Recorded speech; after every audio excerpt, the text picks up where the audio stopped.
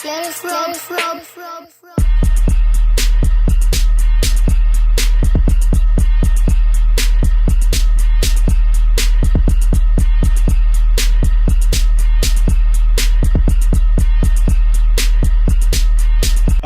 welcome in the world of sport. The wide world of sports. Dude, we haven't touched this since the Super Bowl. You know that? I think of life and a lot of other shit. Just like I think we fucked. No. Actually, technically, we did the brackets. And immediately when we got off the jump, I went to the TV. Hello, darkness, my old friend. Who got blown out in the first round? Was it Ohio? Virginia. Remember we joked. We joked. I said, hey, it would be hilarious if Virginia chokes again. I'm done doing brackets. Hey, D, I'm done doing brackets. I can't believe it. Hey, D, at least Maryland made it out of the first round. They got almost to the Sweet 16. They got to the Sweet 16. I was like, oh shit, they got to the Sweet 16. We might get something. We almost got Georgetown versus Maryland. Almost. No, we didn't. Georgetown got busied. But it wasn't Crittenden again. Not Crittenden. It was No, they got out of the first. I think they. Yeah, they were just like. I thought they did. Did they? I don't remember, nigga. All my teams got their ass kicked. Either way, Maryland put up a good effort, better than the previous NCAA tournament, but they got bopped out. Put it this way, everybody's brackets opening weekend got fucked up to where it turned into, all right, guys, what's your secondary brackets looking like? I mean, like, here's the thing. I saw no point of making multiple brackets this year, but this would have been a good year for it. If the last 2 years have taught me anything, we should have fucking did. But on the NBA front, to be a Wizards fan is to persevere and see that they are fighting their way into this fucking playoffs at this point. I have never seen so many people debate about motherfucking Russell Westbrook, man. I can't believe it.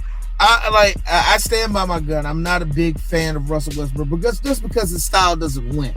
It doesn't mean I can't be impressed by the shit. This nigga, I'm glad he's doing it in a Wizards jersey. I'm glad he's going to break the record in a Wizards jersey. As a Wizards fan, I love that. Did you see the Pacers game Saturday night? Man. That block shot. I swear to God, when I don't watch the Wizards games and stuff, and I look at the box score, the Wizards are up, right? As soon as I turn on the game, all of a sudden the score gets close, and I'm like, am I bad luck watching this game? No. The Wizards. I feel like Brad Pitt and Moneyball. Because the Wizards have this dumbass thing where they got to give the whole fan base a heart attack right in the middle of the third fucking quarter. I feel like Brad Pitt and Moneyball when he was like, I'm not watching the game, and all of a sudden he turns on the radio and he's like, oh, maybe if I go back and watch the game. I feel that way sometimes with the Wizards, man. You're not lying about that. Bro. But the Pacers inbounded the ball and Westbrook blocked the shot. I was like, oh my God. Woo. I was like, this motherfucker. I was like, man, that was a clean block too. That was the crazy part. I was waiting for it to be a foul call. Because even the announcer was like, don't block the ball. You're going to foul him. I was like, oh, that was a clean block. Son of a bitch. And you know what? I've been watching the Wizards this whole season really win games they have no business winning. Staying in games they have no business They sweep winning. the Lakers this season. I'm shocked. They sweep the Lakers. Here's the fun. Like, I told that to everybody early this season. The Wizards, at least this season, I didn't. Well, no, actually, yeah. Around last time we recorded, I did say the Wizards have the curse of being pretty to look at, but they're not going to win. Yeah, and they still have that on them, but now they're winning. Like, I just hate the fact that we're seeing what this team is really fucking made out of. They're incredibly tough. Once everybody gets hot, they're super hot. And I was like, I'm thinking to myself, remember when everybody wanted to kick Russell Westbrook off this squad? Bro, because after the trade, and we saw John Wall and Houston on fire and shit for the first, and it was like, man, John Wall's doing it. He's on fire dunks from NBA Jam, all backflipping dunking. Russell Westbrook doing triple doubles and the Wizards losing. Everybody's like, this fucking trade stinks. Fuck this team. And I'm like, God damn, the worst thing, one of the worst things for my health is going on Twitter. Whoever runs the account for Bullets Forever, this motherfucker, he he gives up so quickly. He like, well, we lost tonight. I guess the that's second it. quarter. It's like The bro. second quarter. Dude, the Washington Wizards official Twitter has more optimism than Bullet Forever. Yo, Bullets Forever is some of the most downer fan bullshit. More downer than the Washington football team Twitter. It's like, god damn. Washington football team Twitter is just keeping it real, man. That nigga mad. That nigga mad. He just want to win his. He wants in a East championship. Oh, meanwhile, old boy from the Warriors, Curry, him and Beal, they were kind of like neck on the points per game thing, and the score. Curry is basically, I think, because Beal has scored 50 on Saturday, and that kind of was gonna put him like 0.5 ahead of Curry until Curry scored like 24 points in like the first quarter, and I was like, and then on top of that, it don't look good because he has a hamstring and he could be out for the next 2 games. But they're doing good against the Hawks right now, so kudos to them. Like I said, the Wizards this season shocked the hell out of me. I didn't think they had it in them. Dude, Hachimura. I really truly didn't think they had him in them this season. Even after old boy went down, that hurt me when I was watching the game. I'm like, no.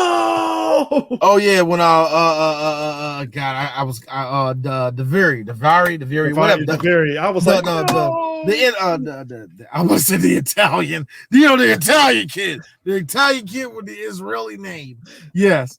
But no. Yeah, when he went down, like, yeah, he a young player. But here's the thing. All the young players stepped up, man. Gafford stepped up. And I knew Gafford when he came over from the Bulls, he was ready to go. Mm-hmm. He was like, yeah, this is my year. This is time for me to step up. I've been in the NBA for a couple years. Oh, I can run. So I'm ready to make my career something. So he's ready to go. Alex Len, fuck what you heard. Since getting traded over to the Wizards, he just went from you just a bum ass white boy to all right, you can do something. This is why Maryland was good that half a year with your ass, man. This is why, because Alex Len. Yeah, he was real talk. I forgot about that. Alex Len has been flexing. I will give him that. He is more than I has ever seen him since he came into the league. This is the best he's ever done. It could be because of the Wizards, could be because of the system. Like a damn light skinned dude with the beard and shit. Yo. I think like I said, the squad great, man. The squad doing good. Ish, when he shows up, he's great, man. All of them, man. So I feel like the team can really do something. But here's the thing: the playing game so far. If it starts to get day, do they have it? If it starts today, because last time I checked, the Wizards are still in what 8th, 9th? I mean, they're in 9th place. Oh yeah, in 9th place after they beat the Pacers and stuff. Because I mean, at this point, looking at the standings and stuff, they could sneak into fucking 8th place because the Charlotte Hornets has been on a downturn and they're like 1 game behind Charlotte for that 8th spot. Wow, I know, right? And I was telling everybody, Charlotte better not fuck up. They got a good thing going on. They better not fuck up. Hornet fan base are sitting there in shambles, like we don't want to have to play into the playoffs. We don't want to do that, boy. The one thing I'm scared about is the Lakers playing in.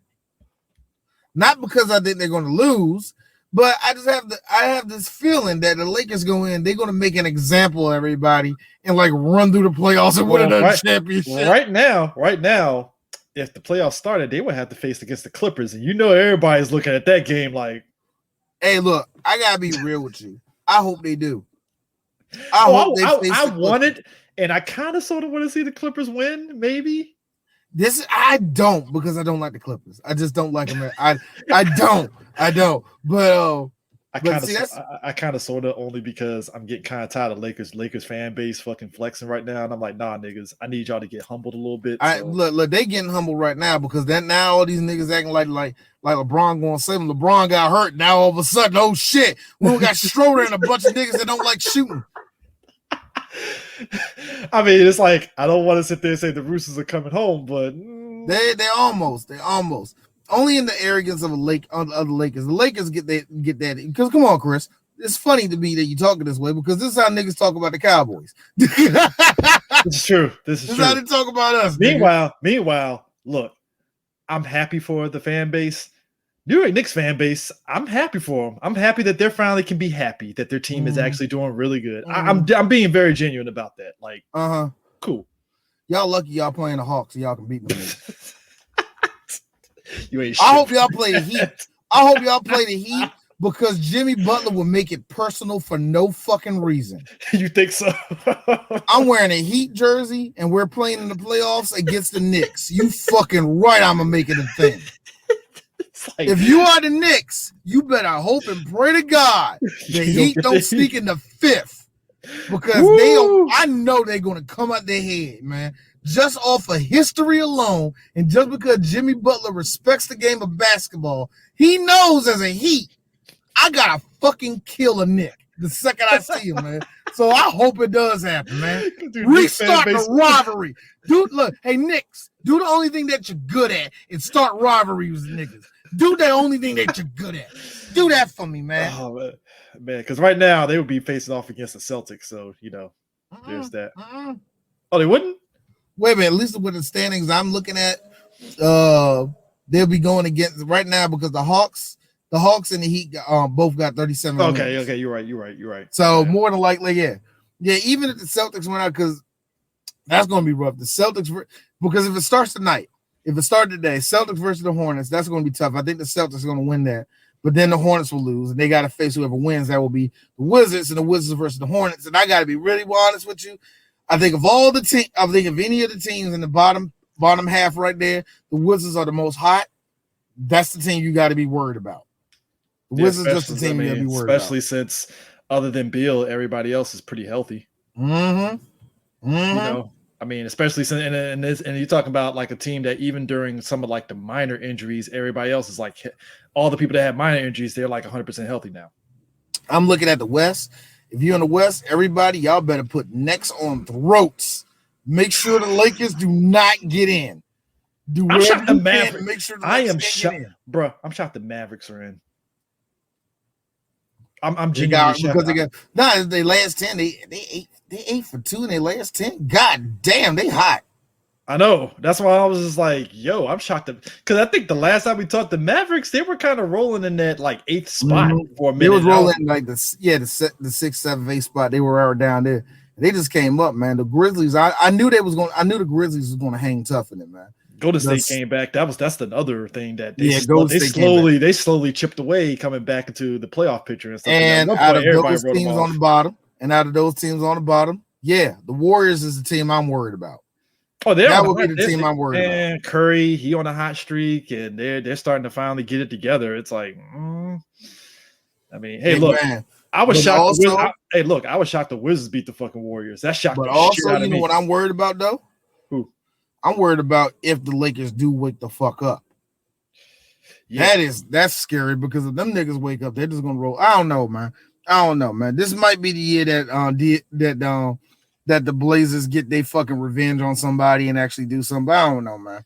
We'll see. On the NFL front, the draft happened, and actually before we get to the draft, there was a little bit of nugget of news that came today, and so the Jaguars are looking to sign Tim Tebow to a 1-year deal, and that kind of sent a lot of people in shambles at this stage of what that means and stuff. Why?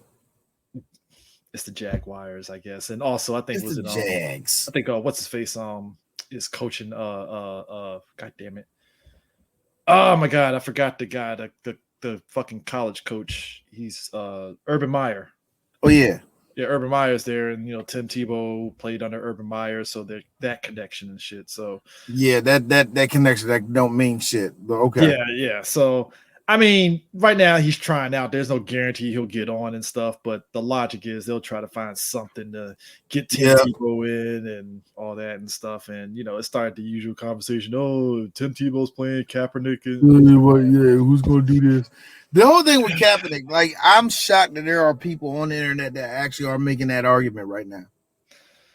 It's like, why? It's like at this point, it's done. It's and like I said, it's no, and again, it's no guarantee, and whatever, it is what it is and stuff. And look, there's a part of me that's like, I hope it partially works out for him, he could be decent. You never know. I do. I don't wish nothing bad. I don't. Yeah, I hope really don't. It does kind of work out, but at the same time, I'm not holding my breath at all. Yeah. I don't know why a lot of people think that he's gonna beast out. I'm like, that's the part that's getting me. Like, what, why? Yeah. But anyway, so on the Dallas Cowboy front in the draft, first off, Dallas Cowboys didn't option Van Der Esch's last year on his deal. Yep. And I think that's mostly because I think you mentioned it, injuries. Yeah, simple as that. Injuries. Dog, yeah. he's been getting hurt. How many, like, this is his third year in a row he got hurt. He barely played last year. Barely. Like, just from a standpoint of a team looking at what you're worth, you got to beast out this last season for them to get you. Yeah. They're not going to flex. You're like, come on, man. I knew they weren't going. So he's going to probably have to play, like you said, play his heart out this year in order for them to be like, all right, Leighton, we see you, But in the draft, Dallas, they drafted a lot of defensive players. Yeah, I'm actually shocked at that. I thought they would have got like a lineman or something. Man. Didn't they get a lineman? I thought they would have got a lineman. Hold up. I just saw that. I just had it, man. I was looking at all. So they got so round one, they got Micah Parsons, linebacker from Penn State.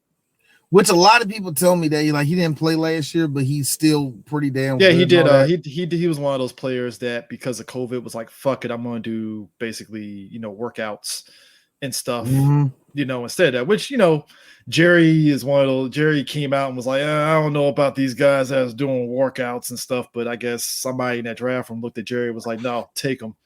So yeah. Kelvin Joseph from Kentucky. I know some of the stuff he did. He didn't really wow me enough, but a lot of people was like, they had him on the board as as one. Usa Oda, I cannot say this nigga's last name, but I know him from LSU, UCLA. He's nice though, man. He actually is nice. Yeah. I don't know. I don't know. See, that's the one thing. The reason why I don't go into all the draft and how it works is because for whatever reason, that gap of talent between the college game and the NFL is so steep. I can't really tell who's going to make it off the break. It's one of those on paper, it sounds good because, hey, we're filling in gaps of people that we need kind of thing. So you're just hoping for the best, like, hope it works out, and. Now, the one dude I do like is Chauncey Golston from Iowa. He is nice. I've seen the tapes. I've seen the highlights. I like him. Also because I follow Iowa football. Those guys, he is nice, man. I've seen him even the year before, and I don't think it was a COVID. Was it COVID year? Yeah. But he was nice, man. I like that about myself. We gonna use him, man. Nashon Wright from Oregon State. I've seen a couple of stuff from him, but everybody they're saying he's pretty decent and stuff. But for like Quinn's scheme and stuff, I guess he works out. And the only other person in this draft that I know about that went to the Cowboys is Jabril Cox from LSU. He's all right. You know what I'm saying? Again, it's like I feel bad for some of these guys because it's like I don't know where you're going to be and how well you're going to play when you get into that game. Because I hate it when you look at like a preseason game and you see like the the 15th snap and they're like running and you're like, God, that nigga's slow as fuck. Now all y'all struggling, man. This is just the third string, man. What the hell? Now they did get some people for the offensive line. They got Josh Ball from Marshall as an offensive tackle. They kind of like, I guess, address, Tyron Smith and Leo Collins and stuff because, Leo Collins got their hip surgery last year and shit. So, yeah, they need to. They got a wide receiver from Stanford. Was it Simi Fehoko? Which, do you need another wide receiver? I'll be out, like I said, when it comes in, I don't know, man. Just be real, I don't know. Yeah, it's one of those things where a lot of people are like, does Dallas need another receiver? Not really. Not really. Like whatever little spot you're filling in, I don't know what it is. Because like when somebody gets a receiver, next thing you know, that motherfucker's like running only like special teams and shit. So I don't know. Yeah, they got was it Israel Mukamu from South Carolina, cornerback, and then offensive guard Matt Farniok. And from what college he's from though? What college are you from? Nebraska. Nebraska. Yeah, don't know. Well, Now, I mean, we'll see when the season starts where everybody's going to fall in line on all this and stuff. But I mean, for all intents and purposes, everybody gave Cowboys like a B+ grade for the draft and stuff. So it's like, oh, all right. I think when you just get the players that they see as quality, of course they're going to grade off that, Yeah. Trevor Lawrence going to the Jags. Of course he was. Zach Wilson going to the to BYU. Man, whatever. Trey Lawrence going to 49ers. I didn't know he was going to go in that high, but all those North Dakota State that's not shocked that he was going that high. Everybody was predicting that. Like I didn't know he was going to go that down. I'm like when it comes to the guys coming out those schools, man, I'm just like shocked, man. Jamar Chase going to the Bengals. Only reason why people's hyped about that is because oh man, Burrow got his boy back. Oh, everybody hyped about it. It ain't that bad, but come on, man, I ain't impressed, man. God, wow, my shit went down. Jayden Waddle, Waddle going over to the Dolphins. I'm pressed about that because that nigga going to eat up over there, man. All of Alabama, the kids, and Devontae Smith going over to Eagles. I'm jealous, but we don't need a wide receiver, so hopefully they can. Because again, you're hooking up 2 Alabama niggas, so they're trying to get. Man, Jalen got somebody to go to, man. Somebody you can trust, and I get that idea, but has that ever worked in the NFL? Yeah, I mean, because I think Washington right now they're still in that place of trying to find the quarterback of the future for their team and stuff, and I'm like, good luck, guys. Good luck. And the only other motherfucker I gotta say in the first round that I like is Najee Harris going over to the Steelers. I think that will help them. I really think so? I think he's going to be nice for the Steelers, man. But then again, you are not going into the Steelers of 4 years ago. So good luck, brother. You in the AFC North that is not slowing down. So good luck. Oh, speaking of which, did you see that video of RG3 talking about the quarterback that the Vikings got? Oh, motherfucking dude that he got over. That they picked over. They was going to pick, but because of your boy, man, Kirk Cousins. Oh yeah. He said that they're talking like, the guy has everything that the Vikings are looking for, and Kirk's been getting a lot of big money from the Vikings, and it looks like that's coming to an end right now. I was like, God damn, with the fucking jab. He did that. What was he on? Just like regular ass radio? Was it on Twitter? No, it was on. I think I forgot which sports show it was. It might have been either on ESPN or Fox Sports. But when he said that, I was like, wow, way to get a jab in on fucking them Cousins. God damn. Like, you might as well just sat there and said Cousins was stealing money from the fucking Vikings. Like, god damn. I'm like, yo, so is this like a little thing that y'all got going on that I don't know about? Because on one hand, it's like I can maybe get it because, I mean, if you think about it. But it just came the fuck out of nowhere, though, Chris. I know it did came out of nowhere. I can only assume RG3 did that shit because, the fan base in Washington kept talking cash shit about RG3 because they wanted Cousins over him and shit. This is RG3's way of fucking getting back at it. But I was like, damn, Cousins was like a fucking innocent bystander in this shit. What did he do? Look, Cousins have been like kind of systematically opening his mouth and shoving his foot in his mouth because his foot in his mouth was like, yo, dog, like you're Kirk Cousins. You have not proven to anyone else that you're anything better than Kirk Cousins right now, Kirk. So what? Like, yo, yeah, Jay Browning. Mm-hmm. Yeah, that's the guy and stuff. And I mean, like I said, he's mobile. He does all those things and stuff. And I was like, man, that's a hell of a way to fucking take a jab at fucking Cousins. God damn. Like Kurt didn't do nothing to you, man. You over here. Kurt at home sees that shit. Was like, the fuck did I do, guy? Over here chilling at home, man, playing motherfucking Overwatch with his kid, man. You over there saying shit. Cause you mad, you got to play alimony to that shit. That's fucked up, dude. That's fucked up.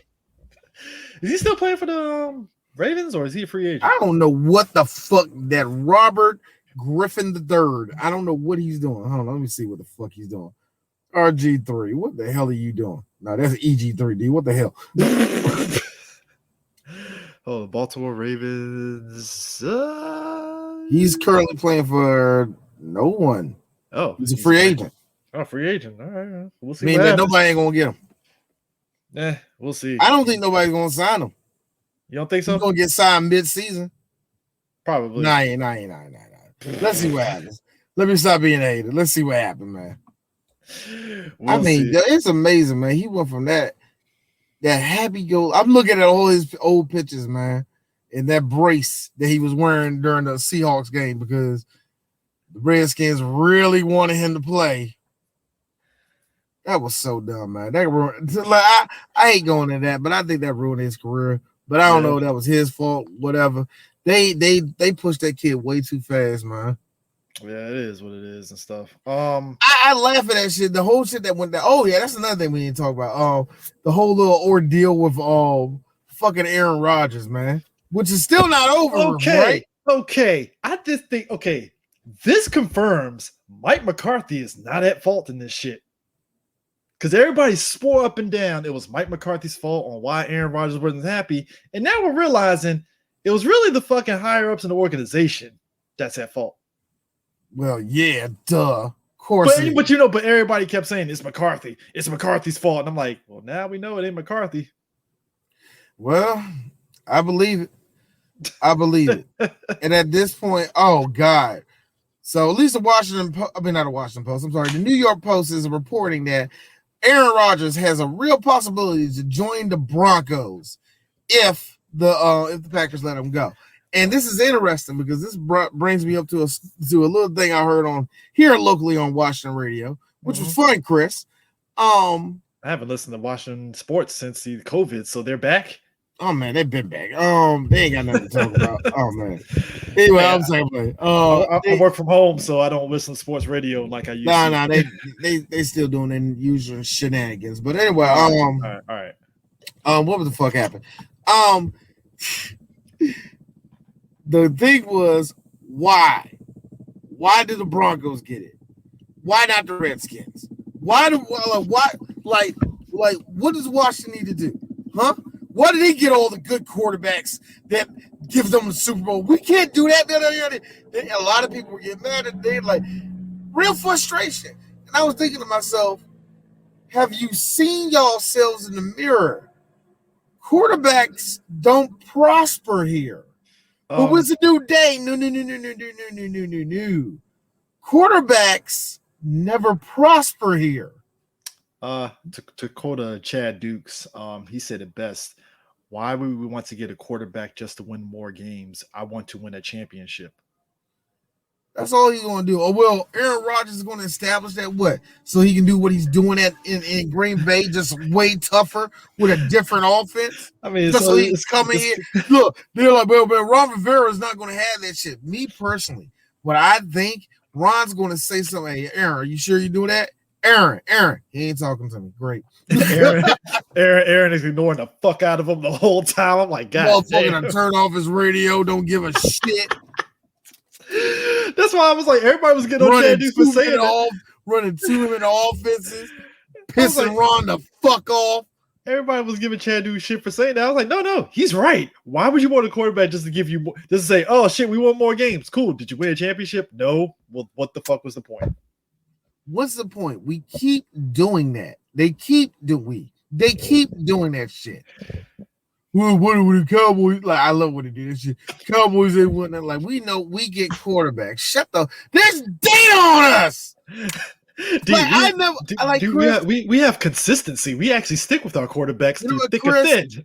This is my thing. Real talk. We should we should have got Romo 2 seasons earlier, but we kept him. We stuck with them until the heir apparent, Dak Prescott came in, and Dallas is sticking with Dak. They gave him the money. It was like, all right, we'll stick with you, Dak. Do what you do. Like every quarterback that comes here to Washington, they find a way to just chase them off, don't they, man? Or freak accidents like Alex Smith and that leg injury. And I feel like Alex Smith was just here just to win a certain amount of games, man. He wasn't here just to bring everybody to be happy again, kind of thing. I think that's all they want. Everybody's asking for bare minimum, and I think if you're in the city at this point, you should be asking for more than that. I think that's what the Wizards. That's where a lot of Wizards fans are at now. The reason, I get I like as much as I hate them. Oh man, they ain't shooting the way we. I get it with Wizards fans because at this point we just want to win. We want to win serious games. We want to make it to the Eastern Conference Championship. Mhm. We have seen at least 4 different squads that the Wizards had that was powerful enough to at least make it to the end, at least to the Eastern Conference Finals. We had teams that can do that, and when they just don't win. I get the frustration with Wizards fans with Washington Football Club fans. Gotta say Washington Football Club. Washington Football Club. Washington FC over here. These dudes. Which, by the way, they need to actually stick with that name. I don't give a fuck. I don't know why they got a big contest out here in DC, and I don't know if a lot of people heard around the country, but they're really trying to find a name. And like, this is so stupid. I will literally write in Washington Football Club. Stick with it. It will catch on. Trust me. I'm thinking to myself, just to be honest, you are the establishment here in the NFL. Wouldn't it be so unique and pristine to call yourself the Washington Football Club, to be different? Don't have a logo, don't have none of that. You just have your history of this team of being these hard mother. I'm not going to sell your goddamn team for you. You have everything you want. No, got to be the Warriors, got to be this. It's just pleasantries. They're not going to do nothing. Yeah, and they're going to stick with the game. They're going to stick with the name they got right now and do nothing with it. I mean, yeah, you know, that W's dope as hell, and y'all have done. I don't understand. We gotta get a different. Shut up. It's like, okay. I mean, you know, y'all don't want to win shit. Y'all don't want to win shit. Based off of D's Facebook post, I managed to watch the F1 race where Lewis Hamilton won in Spain. It's a good race. Yeah, it was a good race. It was a boring race, to be honest with you. You know what, Chris? Well, that's boring. I mean, look, Chris. I'm starting to catch on to this. No. It's fine. I'm not judging you for that, not at all. Okay. Because some of that was all right to me, but I know what a lot of people said for the most part. It wasn't exciting as it was because a lot of motherfuckers weren't trying to spin off into the motherfucking dirt. So I get that shit. Chris, what has happened to me over the last 2 months, me watching, and I suggest that to anybody that likes drama in sports. Go on Netflix and watch the Formula One series on Drive to Survive. Yeah, it's very good. Oh, it's really good. If you have because of this, Chris, I have a respect for NASCAR that I didn't have before. See, I always have respect for NASCAR because you know what I'm saying. Come on, we did Days of Thunder. We talked about it. We have a flat like base for it, respect for it. Yeah, but I really see what they do in F1 because the difference between F1 for a lot of people. The difference between F1 and NASCAR between outside of the cars is this: the science, the timing, the driving itself, all of that, the team that goes into it is very, very important in Formula One, even down to the chassis, because all those manufacturers, Ferrari, Mercedes, Haas, McLaren, all the motherfuckers, they have to build their own cars. They piece by piece and stay within the regulations. All the rest of that, it's a lot more that goes into it. Yep. Now, real talk. What's the best driving? Fucking NASCAR. It's tough as hell. Yep. It is literally niggas royal rumbling around the tracks 100 times. And you're in a car. And you're in a car for damn near 4 or 5 hours? Almost 2 hours. 2 hours. 2 hours. Now, that's what I'm saying. That now the racing in F1 is a lot more precise, and yeah, it's very tough in there too. But the toughness that goes into NASCAR is even more harder. So there's a true respect. I have a true respect for racing in general now, dog. Hell, I've heard Dale Earnhardt Jr. when he was on. It was Joe Rogan a couple of years ago. Rogan was asking him about like what's the mental thing of being inside that NASCAR vehicle and stuff during the race and stuff, and it's like. He was like, people think that you just get in the car and you just drive. He's like, no, you're in that seat for a long period of time. You just highly focused. You're driving 200 plus miles an hour around a fucking big oval and stuff. You got to be wary about where you're at and stuff like that. The slightest bit of a tag on a vehicle, you could spin out. Like, it's a lot of shit that goes into it. And you're trying to keep focus on who's in front of you and look around you. And it's so much shit that people don't factor into it. Because they just think it's just simple. Oh, you're just racing. It's like, no. It's so much shit. It's so much stuff. These drivers have to be educated. Yep. They have to be educated and all that. And F1 is even harder because it's like, dude, you was a 10th second short on that turn right there. That is what can I do what can I do to shorten that time? Well, you like, gotta take a turn this way. Like, you gotta overtake right there because he's gonna Dan's like looking at the film. Like, I want to know how film works for NASCAR compared to F1. F1, it looks like niggas in football study. Like, they're literally like, stop, look at that. Stop, look at that. You see that turn right there? That was like turn 45, like lap 45, turn number 6. Yeah, I see it. And the naked eye up looking at it like, what the fuck are you wrong? It is weird. That's weird how it is. But I mean, it's weird because it's like, it's funny. Like when you play like the video games like Gran Turismo and stuff, and you're doing the F1s, right? You start realizing like, yo, this shit's fucking hard because it's like you thinking you can like take a turn at fast speed. It's like, no. You have to literally like break at a perfect time and then speed out of that turn perfectly. Yeah. You know, it's like, yo, this shit's fucking tough. Like, you have wow, to, like, okay. You gotta keep the wheels spinning at a certain angle and all the rest of that crap. It's from every level of driving. I have a new respect for it because all of it is different. From F1 to F2, F3. I didn't know that F2 and F3 were basically like the college versions of F1, but that's what they really are. It's like smaller teams and all the rest of that shit. But a lot of young drivers go through F3 and F2. Then you have Super Formula out in Japan, where it's pretty much F1, but you know, anime, I guess. But I gotta imagine it's just that the logo are anime characters, but it's just like F1. So there's so much into it. But F1, I'm watching F1 now because of Lewis Hamilton. I feel like my dad. Man. Like my dad watched Tiger Woods and was like, I'm gonna go golfing. That's how my dad did. For me, watching F1, I'm watching every fucking Sunday. I'm playing racing games again like I was when I was a kid. I'm thinking to myself, why am I obsessed with this shit? Now you have caught the bug. I mean, I have caught the bug, and I'm glad I did because there are some very, very good drivers. Yeah, Lewis Hamilton is a beast, but like the other ones, these motherfuckers are smart ass drivers, good drivers. So it's amazing, man.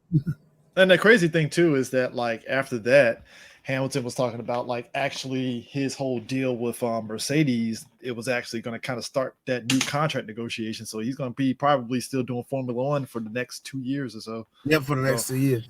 He had like this past he polled for the Grand Prix. That was his 100th poll. I'm like 100 polls. Nobody else has done that. And this weekend that will be his 98th 98th victory. Being number one. He is obliterating every record that is in F1. And when you look at everybody else has come up. Everybody else, you know, just I hate to say it like that, but they were kind of rich kids. You know what I mean? They went to academies and all the rest of that. Lewis went up through the grime. Him and his dad lived out in a motherfucking caravan. You know, he was poor. You know what I mean? All the rest of that shit. So it's like, it's truly a nigga come up. You know what I mean? Just so happened his mama was white. Come on, it's England. But it is what it is. So, come on, look, so where his mama is? Mama's white. Come on, nigga, it's England. Shut the fuck up. but you know, the one thing I noticed though, is something funny. I was looking him up and I was looking up Lewis Hamilton. I want to know about his dad because I just didn't see no pictures of his dad or nothing of his dad during the whole show, right? I looked up his dad. Him and his dad used to be tight. I say used to be tight, meaning that his dad used to be on the team. But I think when he turned like 27, his like when he turned like 27, like 29, like yo, pops, we done, man. Like for real, like yeah, we just done, man. All right, man, cool, peace. We good. Like we good. So I can still come to race. Yeah, nigga. But no, get out the fucking team. So. But the reason I bring it up, Chris, is because I looked it up. Do you know if you are, at least this is something I noticed. If it's an athlete who is half black, half white, I've noticed this. The papers will make it look like the dad, who's always black, like he's the worst piece of shit in the world, man. They're like, he left his Like he left his son when he was 10 years old. His mother had to raise him by himself. There's always those like his Nigerian father. It's like, yo, and they do that shit. It's like foul as fuck, man. And they always say like Nigerian. His father from the Congo left his like, yo.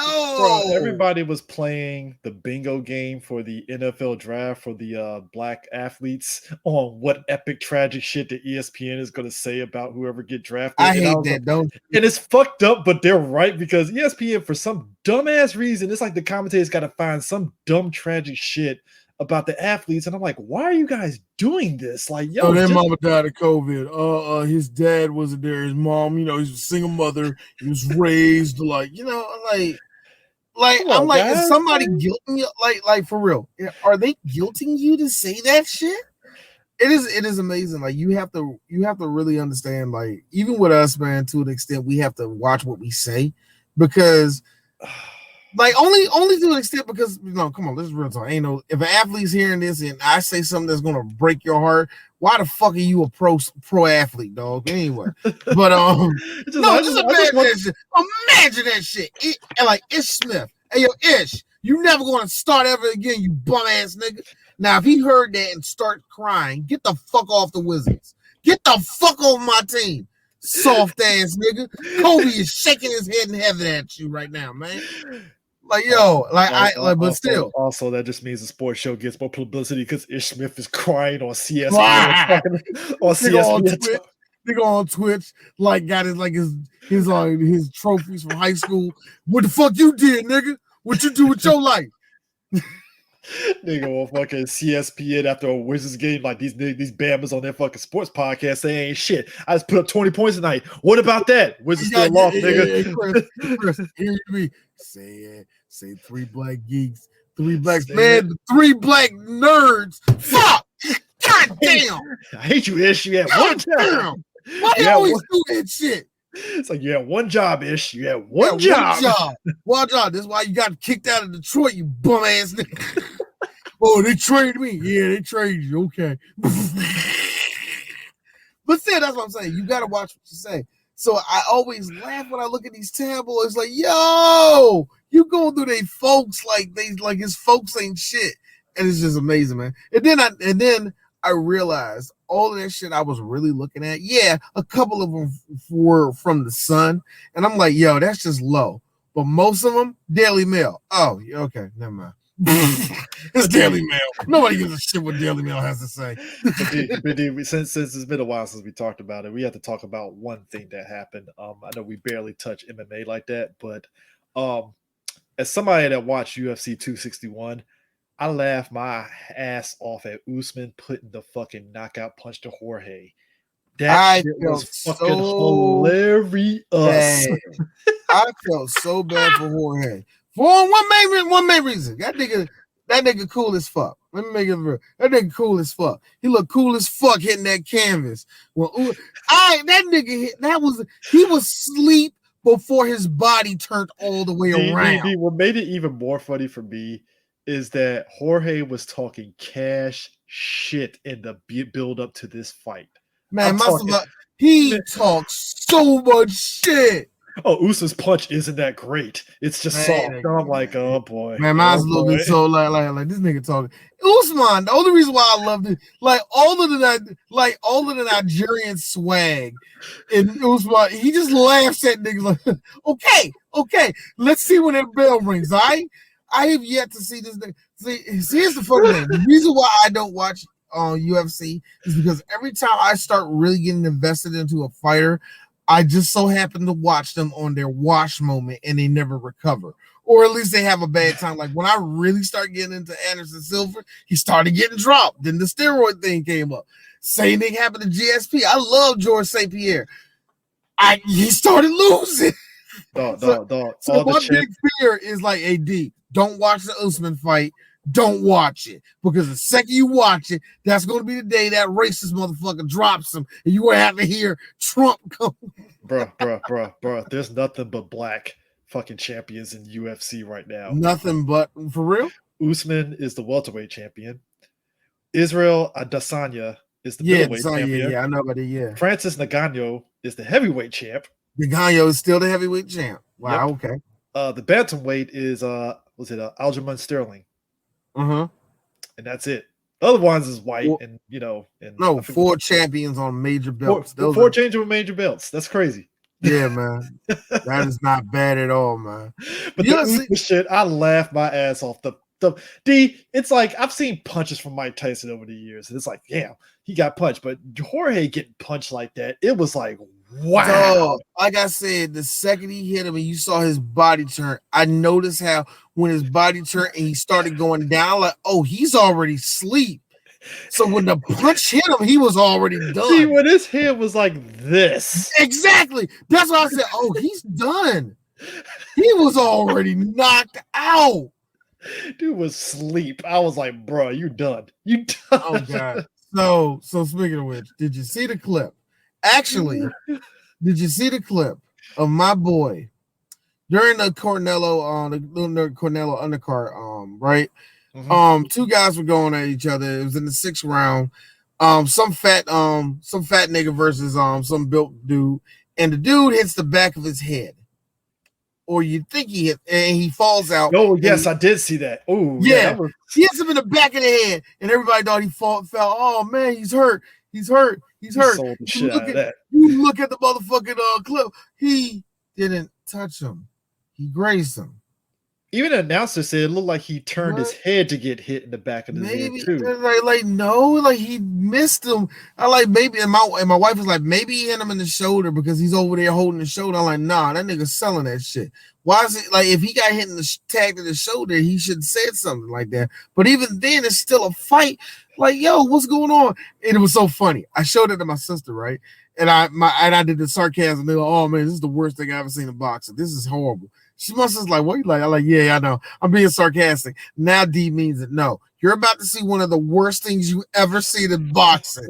This nigga does not get hit, and he goes face first. No, first he had and then he goes to his knees like, oh God, the pain. It just falls out the ground like he got stung. My man sold that shit like a WWE wrestler. I was like, holy shit. And then the motherfucker got the goddamn nerve to start talking like the nigga at the bodega. No, he kept hitting me in the back. He kept hitting me in the fucking head, man. No, man, the back of the he keep fucking hitting me, man. No, man, that's illegal, man. He kept saying that. I was like, I'm looking at this dude like, and next thing I know, I see the scissors come out and he start cutting off his gloves. I'm like, you got to be fucking kidding me. Sanchez, this built, dark-skinned, Afro, Latino-looking ass nigga. It's like, shit, I won. So, what was I seen in boxing, man? So we also have to talk about this because this is in your wheelhouse. So do you want to explain to people what's going on with this shit of the soccer clubs over in the UK, like forming up this big soccer league or whatever and shit?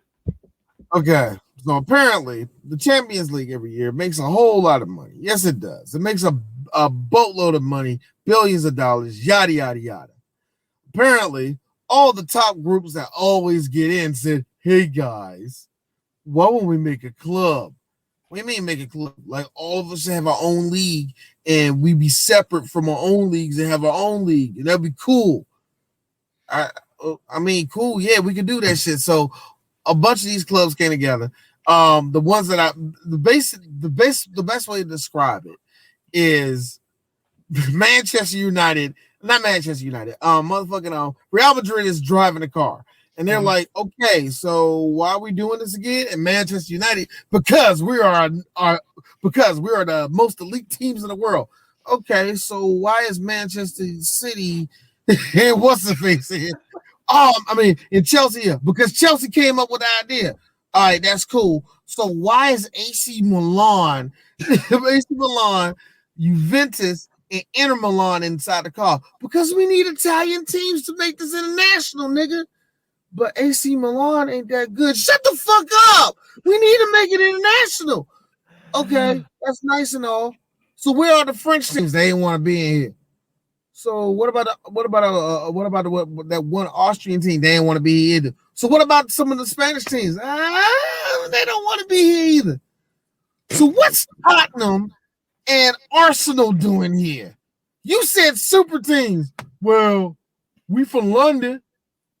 All right, that's cool. That's pretty much what's happening. So what happened last week during one of the final games of the year versus Manchester United versus Liverpool, rivalry game, by the way, got postponed because a whole bunch of fans stormed the field and was like, fuck Manchester United, you trying to roll out. Because really what it is, Chris, really the best way to describe it is this. Imagine a local team that's local to that area. Good example. Imagine if a better example is imagine if all like the best teams in the NFL just decided to up and leave the NFL and make their own league. The balls on them. And the teams they pick that go in there, okay, sure, that's a good team. That's a good team. Wait a minute. Why don't two niggas going over there? Then you notice, like, wait a minute, they're a part of big markets. Notice what I just also said. I say AC Milan. AC Milan ain't been good in the last few years, at least by my count, in Italian football. Why? Because AC Milan is still a globally known team, and on top of that, it's in Milan, big city, yada yada yada. Like I said, big money. All of this is big money. It's greedy and it's stupid. Certain clubs like Liverpool and all the rest of them is like, yeah, fuck all y'all, we ain't going. Yeah, they have every right to do that. They have every right to do that. You're basically taking these teams that mean something to these areas in different parts of the world. And soccer, let's be real, soccer. You're uplifting these out of these communities. It ain't about them no more. It's about the world game. It kind of is real big shade to a lot of local supporters and all the rest of that shit. So it's a shitstorm. I don't know how it's going to end, and I actually don't care, but I don't think it's going to happen because there's just so much work to that. It's so much work to that, man. But yeah, I don't think it's going to happen. Yeah. On the WWE front, guess who's coming back, D? Eva Marie. Yay. Here's the thing. I agree with somebody. Wrestling fans deserve it. How you figure? I say this in this count. They're never satisfied. You deserve her. I will only understand people being mad at it because of the layoffs recently. And I get that too, but fuck all that. They're hiring somebody. They're hiring somebody that can get a reaction out of people. And every time that bitch shows up, you make her name trend. Now there's a possibility. Now there is a possibility she might have gotten better. That's a hope. I don't know what to tell you on that, Chris. I know, that's why I said there's a. I said there's a possibility she could improve, maybe, but at the same time, it's like I got no stake in the game on that. I know a lot of people hate her because she kind of supported Trump to a degree. So oh my god, a terrible person getting hired at WWE. Yeah, I know. Right? Papers. So no, for real. I think I mean that in a certain way that the fans deserve her as, and like, y'all react to her. She's a perfectly built heel. And on top of that, she's willing to get embarrassed again for y'all motherfuckers. And she works for the Thunderdome setting. Hey man, whatever. Who knows? My thing is this. Work for them, because any other place we would hate it. You know what? WWE is so fucking perplexing to me, because I don't understand how in one breath they are actually doing very, very good work. And at the same time, I don't know what to tell y'all niggas of what good work they're fucking doing. I mean, because it always feels like it always gets counteracted by some shit that either happens in the ring or happens outside the ring that makes no fucking sense, that draws away from all the good that they actually do in the ring. So I hate it, man. I can't defend nothing right now. It's at a point. It's at a point right now, though, which I think is interesting. Right now, SmackDown is the hot show because Roman Reigns. SmackDown's nice. Roman Reigns has been ruling it and stuff. I've been digging the storyline, and Jimmy came back off injury and shit, so they going that with. I'm just gonna be honest with you. You're gonna have to learn, nigga. Hey, look, I'm loving it how Jimmy's standing up to Roman. I'm like, hey, Jimmy, I think Roman's gonna fucking bury you, but go for it, man. Go for it. All right, man. Look, man, Jay gonna fuck. Jay right now is Pee Wee, nigga. Oh yeah. Nigga got heart. Hey, Roman, Superman punched this nigga. Meanwhile, our boy, what's his name? It's always interesting. I'm sorry, real quick. It's always interesting to see niggas from Pensacola act like they're from the fucking street. Anyway, our boy, the fucking what's his face? Finnish dude. About to say Finnish dude. God damn it. Oh, you talking about Alistair Black? No, the other dude. God damn it, I'm fucking like blanking out on names. Him and Sheamus were tag teams at one point. You talking about Cesaro? Oh, yeah, Cesaro. Is up there, yeah, Cesaro is in the championship talk right now against Roman at Backlash. And I think really what it is, man, it was just for Cesaro. That's what I'm talking about. Everything that is done in ring, like past, like when WrestleMania passed. Most of their in-ring stuff was pretty solid. Story-wise, maybe pacing-wise, yes. I think all of that needs to be criticized. But as far as the in-ring matches, they were fine.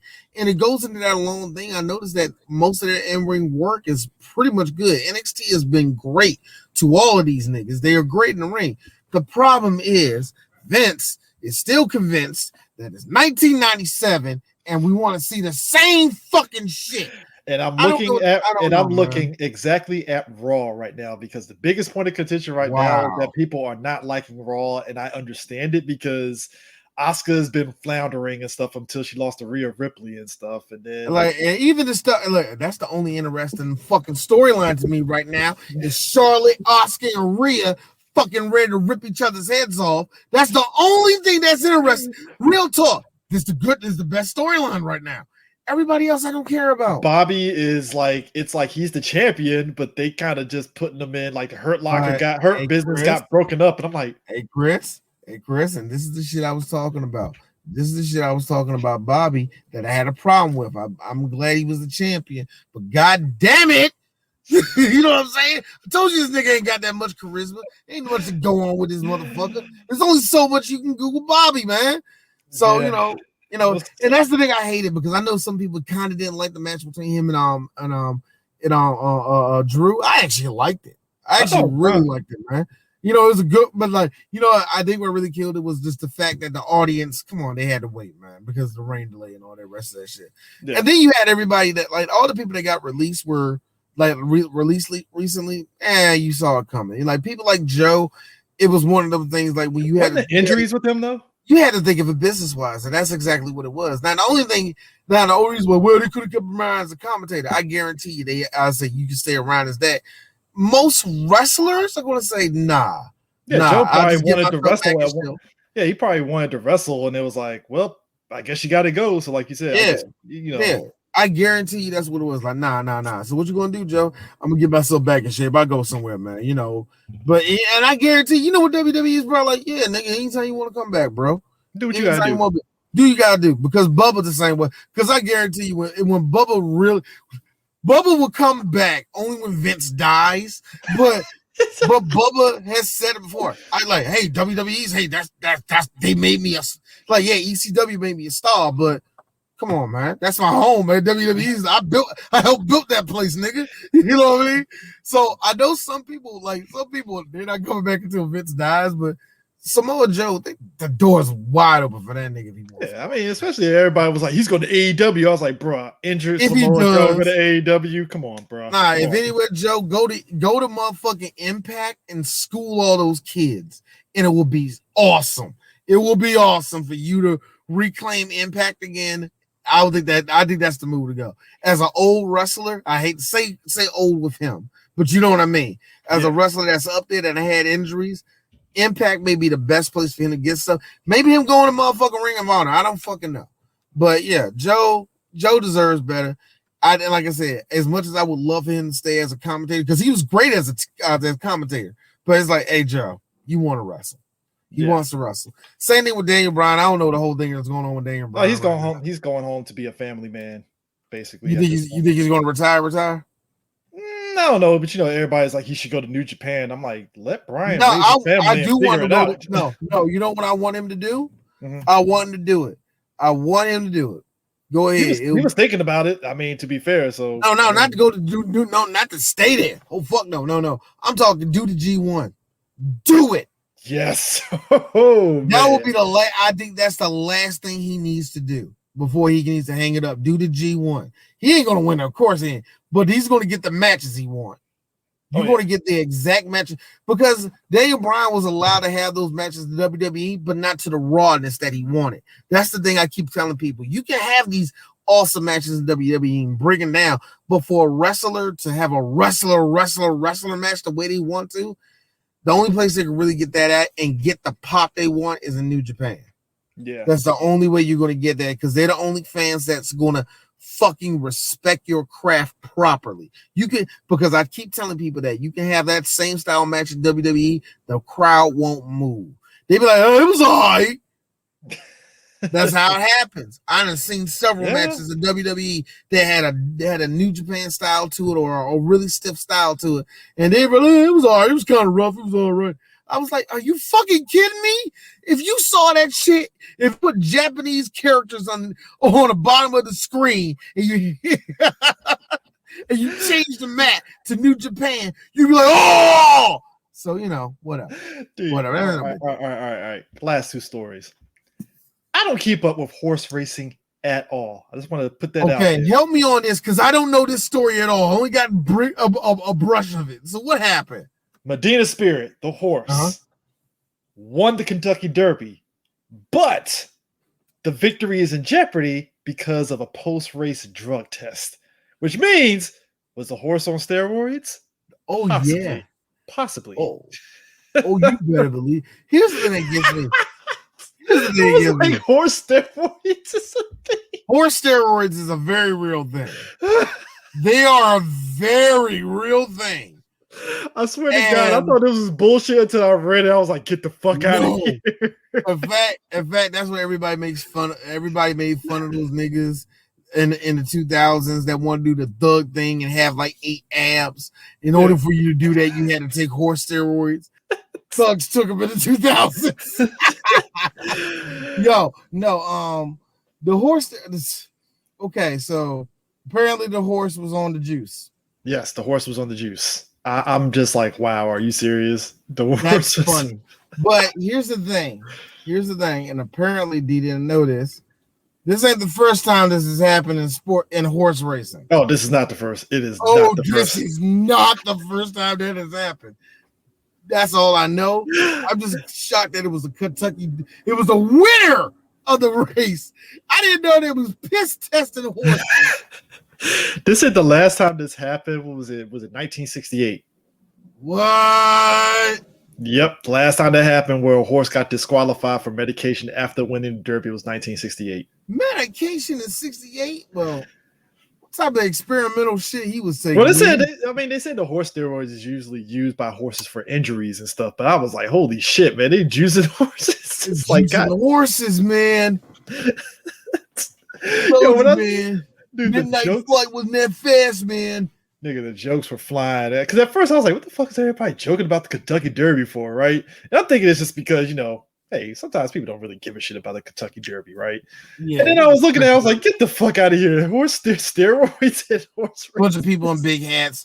Ain't nothing going on. What do you mean the damn horses on the roids? What? You see that picture I got right there? Kyle Lowry? Right there. What the fuck you mean? The horses on steroids? What? All right. So the last one, Forbes made a list of the world's most valuable sports teams. I am shocked that 3 sports teams are ahead of some overseas teams. Well, one of them at least. The other 2 I'm not. So number 1, obviously, Dallas Cowboys, $5.7 billion. That's what they're valued at. I'm shocked at that value number, but okay. 2 is New York Yankees, $5.25 billion. Sure. All right. The third one is where I am confounded. The New York Knicks, $5 billion. So, is there like a diamond mine underneath Madison Square Garden or something? What? I mean, I understand the Knicks are the Knicks, but it's like, really? The Knicks. Over Barcelona, who's number 4. I was like, get the fuck out of it. Thank you. Wait, where's Real Madrid? Are they even on the list? Real Madrid is number 5. So you mean to tell me that the Knicks are more profitable than I'm gonna say Manchester United's on there? Barcelona's 4.76 at number 4. Number 5 is Real Madrid at 4.75. Golden State 4.7 billion. Wow, I'm shocked. That's amazing. Okay. LA Lakers 4.6 billion. Over the Lakers. Wow. New England Patriots 4.4 billion. Huh. New York Giants 4.3 billion. I want to say it's probably just because it's New York and it's a lot. I don't know what the Giants are profitable. I know they are. Bayern Munich soccer team 4.21 billion. They're at number 10. Bayern Munich is number 10. Yeah. Number 11 is Manchester United at 4.2 billion. Wow. Liverpool 4.1 billion. Rams and the Manchester City soccer team are tied at 4 billion. What? Yep. San Francisco. Well, yeah, the Rams would. Yeah, the Rams would be. Yeah, actually, yeah. San Francisco 49ers 3.8 billion. Dodgers 3.57. Jets 3.55 billion. Wow. How? Wait a minute. Did you mention the Washington football team? Not yet. Really? Chicago Bears 3.53 billion. What? Washington football team at number 19 at 3.5 billion. Wow. Red Sox 3.47 billion at number 20. Wow. And the Eagles at 3.4 billion. That is amazing to me. How the mighty have fallen. No, not really, but I remember when Chelsea they're at 25 at 3.22 billion.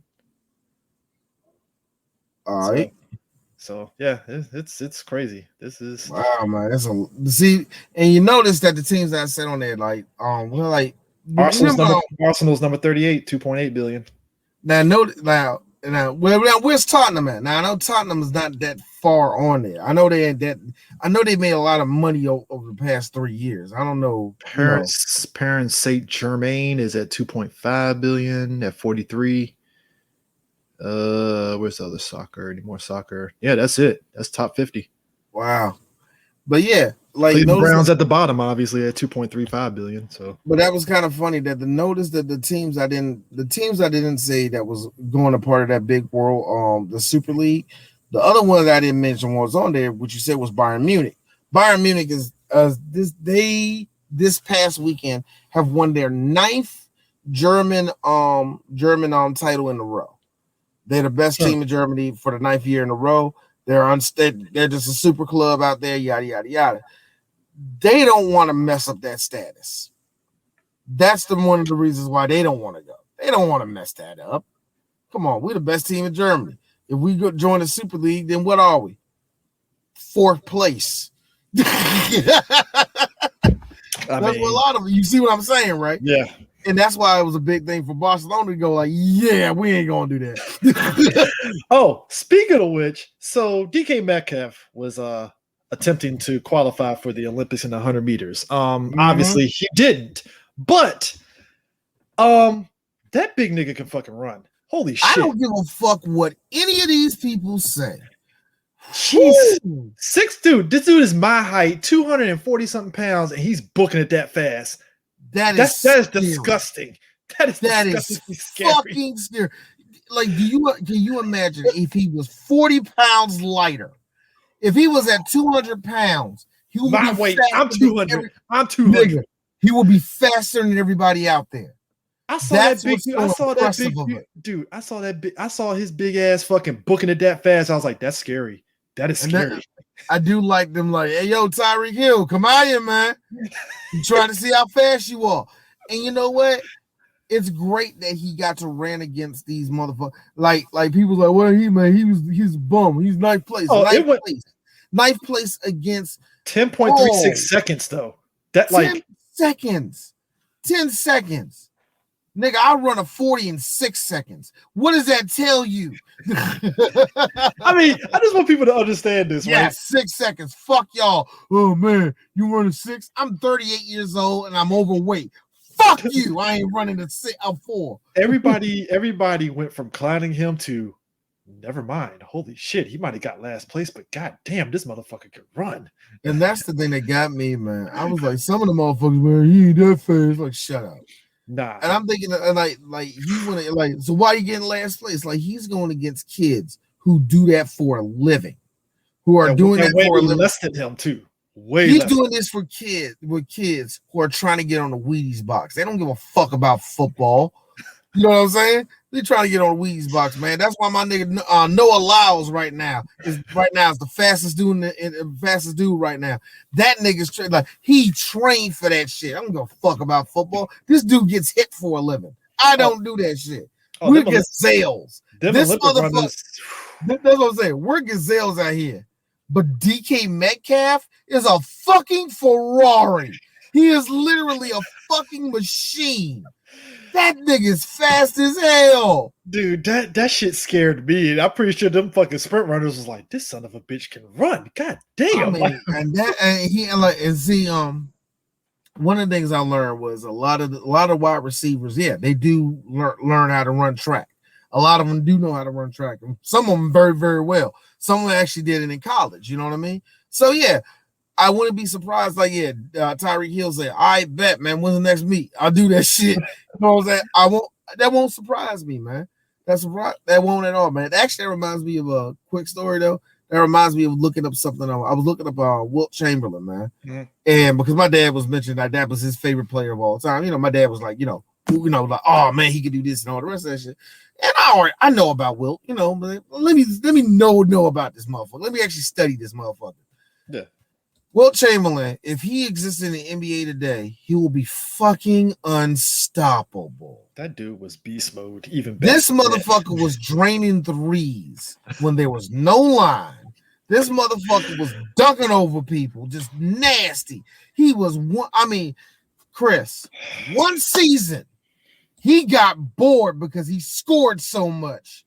He said, all I'm going to do is pass the ball. He still averaged 20-something points.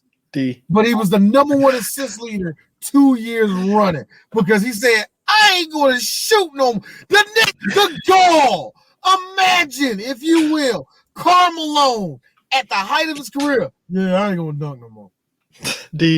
I look at old pictures of the NBA players back during Wilt's time, and I'm not saying that those guys couldn't play. They obviously could play for that time period. Yeah. But somebody made a joke so I was like, dude, look at the shoes that they're playing. Look at the fucking damn bandages that they had around their knees. Like they went to the corner drugstore and just wrapped them shit. This is hard. This is hard fucking basketball. They're playing in Converses. Hey guys, have you ran in Converses? It's not comfortable. Man, have you ran in PF Flies, man? The motherfuckers tear up all the goddamn. Like I had to Your hear. foot is aching after running. I've ran. Hold on. And most players only had 1 or 2 pairs of shoes for the whole year. Now imagine running that all year. Yeah. I heard most players there's about 2 games. Give me new player shoes. Dude, y'all loafing, man. Hurry up. I jogged at a Comic-Con in some fucking in some fucking Chucks, and my feet were like, "What are you doing? These shoes are not made. These shoes are not made for jogging, sir. These shoes are looking good on the West Coast, son. That's about it. Like you're not running in these." I was like, "Yeah, these are made for being on a movie set, nothing else." It's like these look good. These are walking shoes. This ain't running shoes, sir. It's like, nah. I'm sorry. I'm like, but I know I could walk you. You should have got the skater version. You should have got the skater version of me, but I didn't want that version. Oh, then I guess you should have got something else in other motherfucking Chucks. But this is the thing that just amazed me. I'm like Will was breaking so many fucking records. It was like, is this dude doing it in his sleep? He was doing, and why didn't he win more championships? Just real talk. That shows you the truth. Basketball is a team game. He couldn't do it by himself. He only won 2 rings. Somebody who is fucking gifted as Wilt Chamberlain only won 2 rings. As much as I don't like Russ's game, Chris, that's why I don't knock Russ. That's why I don't knock that fucking record that he got. He's about to break it tonight. That's why I don't fuss at Russ for that shit, man. That motherfucker has deserved every fucking praise he gets for that. That is incredibly hard to hit a triple double, to average a triple double the last 4 years of your career, nigga. Actually, he actually did break it tonight. Yep, I told you he's going to break it. Everybody knew he was. 28 points, 13 rebounds, 21 assists. What's the score? They winning or losing? Oh, they lost about one. That was a closer. Man, that was a close ass game. God damn. It's the Hawks. It's the Hawks. They're a better team than us. They won like 2 extra games. I mean, it is what it is and stuff. But this Olympics is going to be interesting, especially with Tokyo, Japan, and their whole don't kneel shit. And I'm like, I like how everybody's getting mad at Japan for that shit. I'm like, first of all, Japan only got like 18 niggas over there at one time, man. So y'all better stop asking for these motherfuckers to be all kumbaya to nigga needs, because it's not going to happen. Also, didn't you say Black Power fist guys? I mean, they can't say anything about that. I'm Black Power fisting every moment. They said nothing about Black Power fist. They just said no kneeling. I was like, oh, okay. If I'm LeBron James, the second we walk out there, like United States, the second we walk out there, all the basketball players put y'all fist in the air. Because it's either one or two things. Either I'm not marching out there with my country, because real talk, I would pull that shit. I ain't marching out there with my country because they don't stand for us. I will pull that. But if I have to be out there, I'm Black Power fisting that shit, man. I don't give a fuck what you say. Yeah. I mean, so we'll see. That's on top of Naomi Osaka. Like, I don't know if we should have the Olympics with the pandemic, but she's kind of like, she didn't really outright say that, but it was just kind of like, I don't know, guys. I love the art. I love your boy. And I'm Umar Johnson. This motherfucker not understanding how the Olympics work.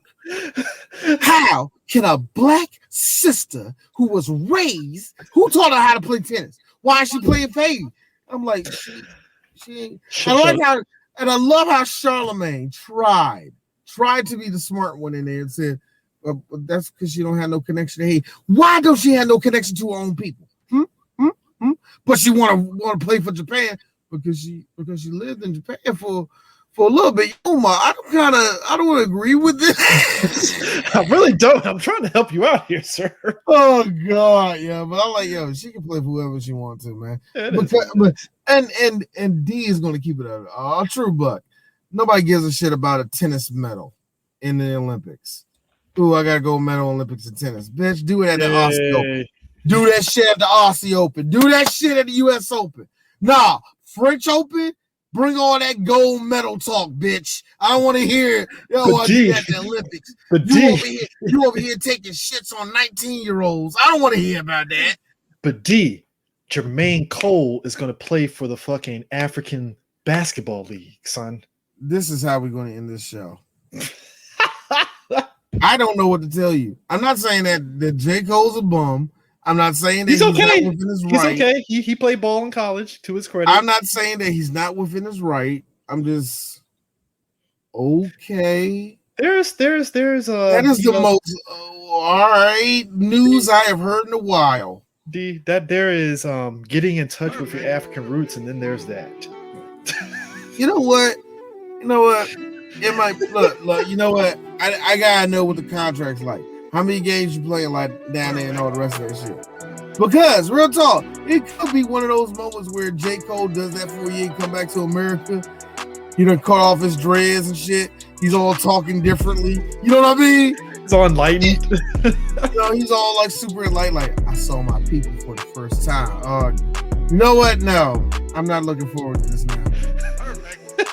Oh, if you think Cole fans they are insufferable now. I haven't heard the new album. Everybody said that shit mid as fuck, and everybody's tripping off that. But I haven't heard. Look. I am glad I'm not like in close proximity of being like a J. Cole stan. I think he puts out all right music to me. I don't hate it or anything like that. But like when I heard that news, I was like, all right, Jay. I mean, maybe you can get out the public eye for a while and play basketball in Africa. You went to Africa. More black people need to do that, like J. Cole. Oh boy. I mean, I guess This is Master P moment, I guess. I don't know. You wrong as shit. You wrong as shit. He blows up over there. I really need to hear the line. I played for the Horns just like Master P. Like, oh, shut the fuck up. Shut up, Cole. Shut up right now. Damn it, Jermaine. Anyways, that is it for the sports show. I am happy. I'm happy that everything is back. Fans are starting to come back into the stands. People are taking their vaccines and stuff. So I'm happy. I think Wizards Nation, they're happy that the fans are slowly trickling into the games now and stuff. So hey, it's good. Life is slowly coming back to normal, man. It slowly is, I guess. Baseball's being great, Baltimore and the Nationals being bums together. It's great. It's awesome. Yep. And there are mass shootings everywhere. America's back to normal. Opioids, D. Opioids. Opioid crisis. Yay. But anyways, that is it. This week.